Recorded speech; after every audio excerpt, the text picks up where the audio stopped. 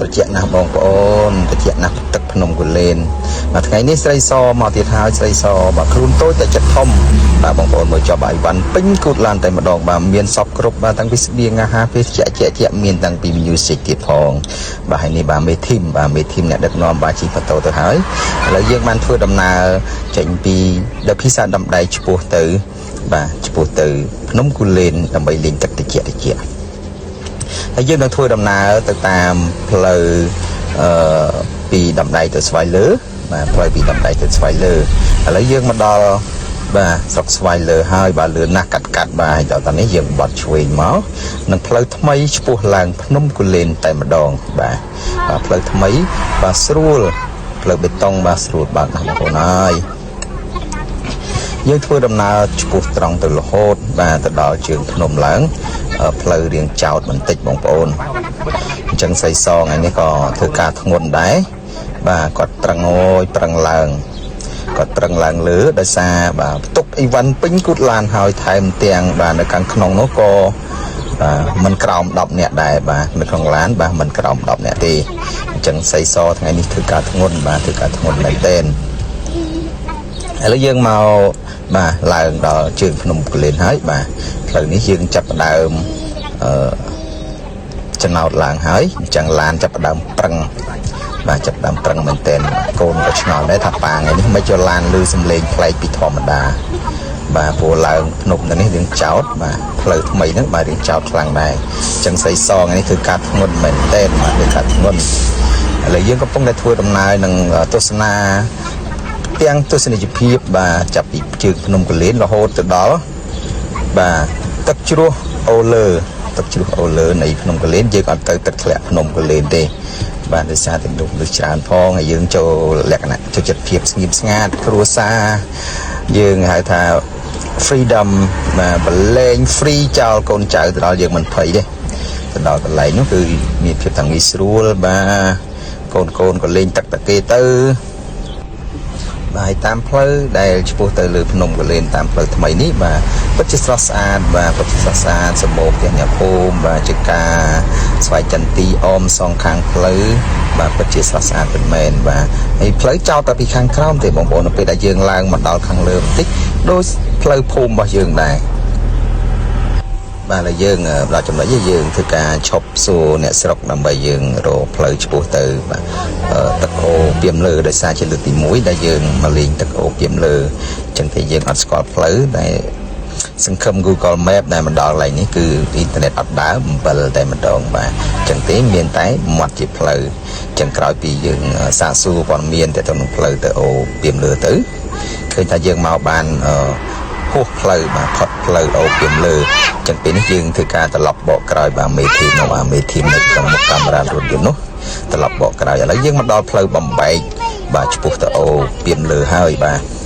ហើយចំណែកផ្លូវនេះដែរបាទมันងាយស្រួលទេបាទរៀងពិបាកបន្តិចសម្រាប់បាទស្រីសខ្លួនទៀបតែចិត្តធំបាទឥឡូវយើងមកដល់ទាំងចំណុចកន្លែងនេះបាទផ្លូវស្ពានឈើយ៉ាងមិនទុកចិត្តទេបាទសុំចុះមើលផ្លូវទីសិនបាទឃើញថាអូមិនធម្មតាទេស្ពានឈើតែខាងក្រោមបាទសុទ្ធតែដើមឈើធំធ្វើជាបាទតួស្ពានបាទអត់បញ្ហាសម្រាប់ស្រីសឆ្លងកាត់ទេបាទមកដល់ផ្លូវនេះស្រីសកាន់តែផ្អៀងផ្អងបាទលៃយ៉ាងណាកុំឲ្យកលពោះអញ្ចឹងយើងមកដល់ផ្លូវបំបែកនេះហើយបាទយើងចូលដល់ហើយបាទមកដល់ហើយទឹកអូពីមលើបាទ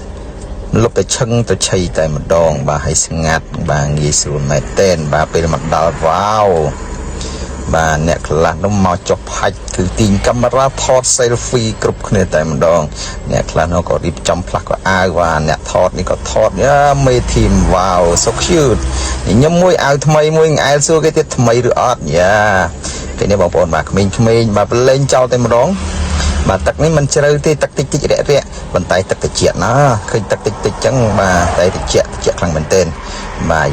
មកចុងភៅបាទចុងភៅ ST63 Homestay បាទក៏មកចូលរួមដែរមិនធម្មតាទេបាទថ្ងៃនេះបាទមើលចោះទេសភាពបាទស្រស់ស្អាតហើយស្ងាត់ងំមានកញ្ចុះអញ្ចឹងទៅមកដល់ក៏ចាប់ដើមស្រស់ស្រូបអាហារពេលព្រឹកវប់វាប់បាទ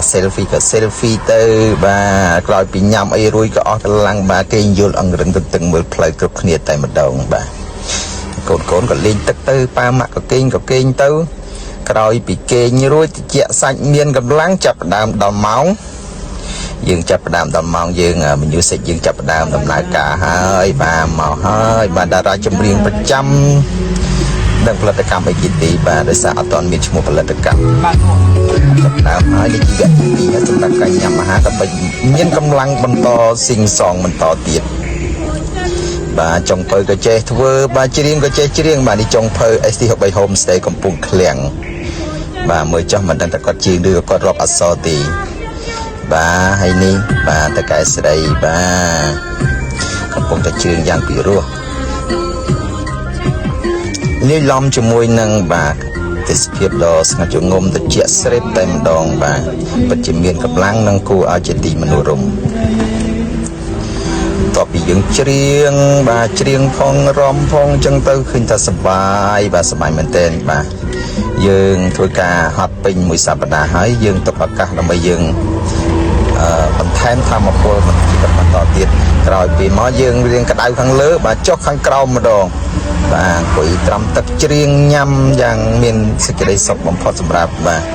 ទ្រីបលក្ខណៈគ្រួសារថ្ងៃនេះបាទយើងមើលណារំយ៉ាងរំពើនទៀតចុងក្រោយទៅបាទយើងនឹងមានវងតន្ត្រីបាទប្រពៃណីប្រចាំនៅខាង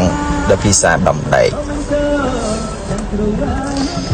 បាទតិចណាលោកអើយបើមិនតិចទើបចម្លែកអង្គុយត្រាំទឹកប៉ុណ្ណេះហើយនោះបាទមើលទឹកពិតជាសប្បាយមែនទែនហើយតិចបាទពិតជាមានកម្លាំងមាន power ដើម្បីយើងបន្តដំណើរជីវិតបន្តដំណើរដើម្បីបំពេញកិច្ចការងារនៅសប្តាហ៍ថ្មីបន្តទៀតក្រោយពីយើងបានបាទដើរលេងកម្សាន្តដើម្បីបំបត្តិការនឿយហត់ក្នុងរយៈពេលបាទដែលយើងខំប្រឹងប្រែងបំពេញកិច្ចការងារការប្រកបមុខរបររកស៊ីបាទដើម្បីយើងនឹងបន្តជីវិតយើងឲ្យកាន់តែបាទរុងរឿងបន្តទៅមុខទៀតបាទគេងកោយផ្លូវបាទភរិយាជាបំពេបាទពិតជាមានក្តីសុខនិងសោមនស្សពិតមែនបាទត្រជាទាំងកាយត្រជាទាំងចិត្តតែម្ដងឥឡូវមកដល់នីតិចុងក្រោយបាទមិនភ្លេចទេបាទការរៀបចំទុកដាក់សម្រាមឲ្យបានត្រឹមត្រូវនិងមានទំនួលខុសត្រូវក្រោយពីយើងហូបចុកបាទបរិស្ថានស្អាតផ្ដើមចេញពីយើងទាំងអស់គ្នាជាចុងក្រោយសូមថ្លែងអំណរគុណពុកម៉ែបងប្អូនអស់លោកស្រីនាងកញ្ញាដែលបានចំណាយពេលវេលាដ៏មានតម្លៃទស្សនាវីដេអូរបស់យើងខ្ញុំតាំងពីដើមរហូតដល់ចប់គោរពជូនពរអស់លោកស្រីពុកម៉ែបងប្អូនជួបប្រទះតែសេចក្តីសុខសេចក្តីចម្រើនរកស៊ីមានបានកើតកាលវាលគុំព្រមទាំងពុទ្ធពលមង្គលជ័យពរទាំងឡាយ4ប្រការគឺអាយុវណ្ណៈសុខៈពលៈកំបីឃ្លៀងឃ្លាតឡើយសូមអរគុណសូមជម្រាបលាជួបគ្នាក្នុងឱកាសវីដេអូក្រោយ